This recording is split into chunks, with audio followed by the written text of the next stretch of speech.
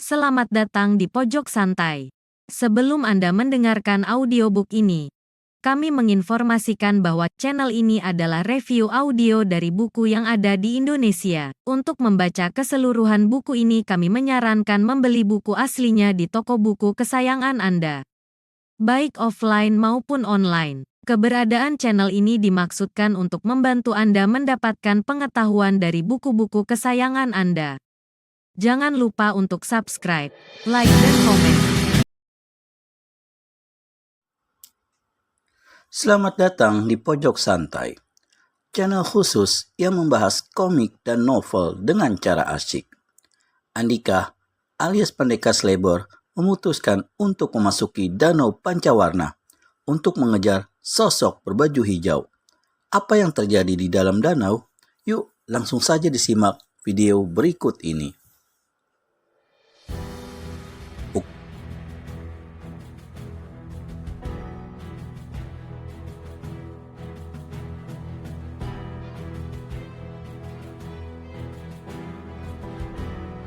Pukulan sakti Pendekar Slebor yang bisa merebuk redamkan bongkahan karang sebesar kerbau ternyata dapat dibelokkan ke arah lain dengan sabetan kain berisi pusaka langit. Pendekar Slebor tentu saja dibuat tersentak melihat kenyataan di depan matanya barusan. Tapi karena tubuhnya sudah terlanjur meluncur deras ke arah lawan, tidak dipedulikan lagi kekuatan maha dahsyat dalam pusaka langit. Yang ada di dalam kepalanya hanya tekad untuk merebut pusaka itu agar dapat diamankan dari tangan keji. Wurr. Dalam terjangannya, tangan Pendekar Slebor membentang ke depan, mengarah ke dada orang berbaju hijau yang masih lengah. Dup! Terdengar bunyi tertahan ketika jari-jari mengejang Andika menotok tulang dada orang berbaju hijau yang langsung terdorong deras ke belakang. Luncuran tubuhnya baru berhenti ketika punggungnya menimpa batu cadas besar di belakangnya. Batu cadas yang menjulang ke permukaan kontan remuk di bagian yang terhajar punggung lelaki itu.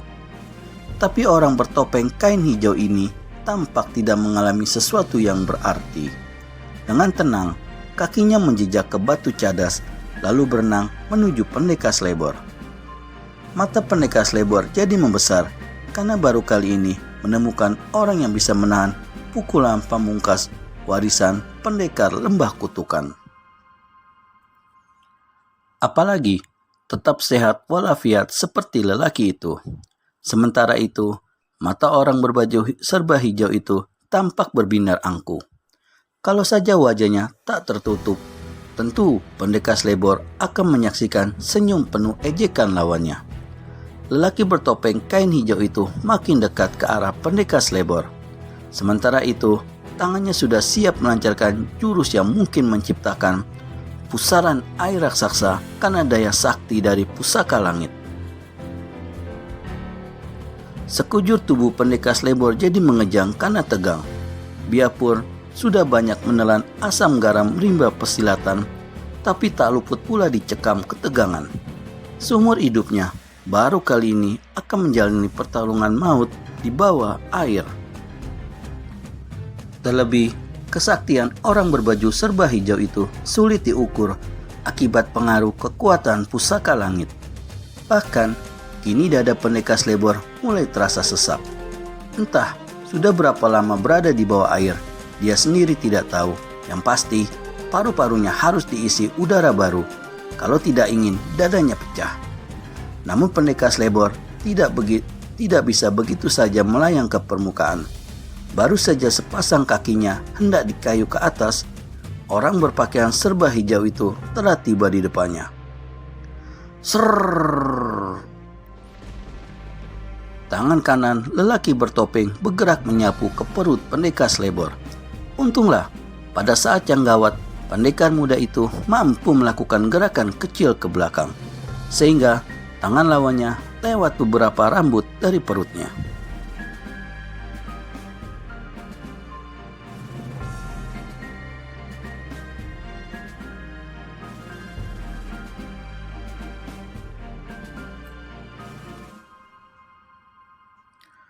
Kalau saja pendekar Slebor kalah cepat, bisa dipastikan isi perutnya akan ambrol saat itu juga.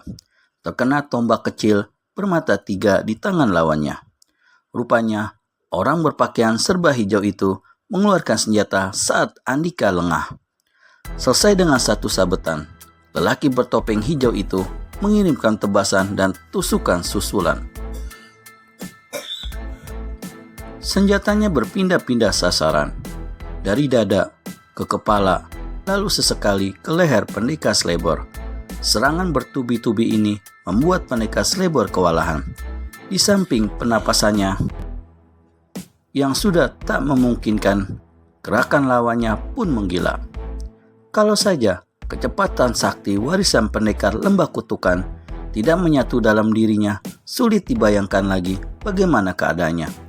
Tubuhnya pasti akan tercabik senjata lawan. Saat berikutnya, lelaki bertopeng itu mulai pula memanfaatkan pusaka langit sebagai senjata. Tanpa memberi kesempatan secuil pun pada pendekar Slebor, tangannya yang menggenggam kain tembus pandang berisi pusaka langit segera diayunkan. Serrrr! Bagai palu aneh, batu merah bara dalam bungkusan kain tembus pandang itu menderu ke kepala Andika.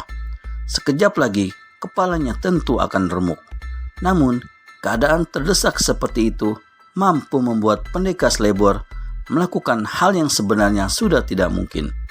Entah, naluri macam apa yang menuntun tubuhnya hingga bisa bergeser ke belakang tanpa disadari. Sekali lagi, serangan orang berbaju serba hijau itu luput. Tapi bukan berarti pendekar Slebor tidak menerima akibat lain yang tak kalah parah. Pusaka langit ternyata telah melipat gandakan tenaga dorongan berbentuk gelombang dalam air akibat hantaman tadi. Pendekar yang mengalami gangguan pada ingatannya itu langsung terdorong deras ke belakang meski di dalam air. Tubuhnya baru berhenti meluncur setelah menghantam batu cadas besar. Cadas yang menjadi sasaran tubuh Andika kontan menjadi gompal. Pecahnya pun berhamburan di dasar danau berpasir. Andika sendiri mengalami akibat yang tak kalah hebat.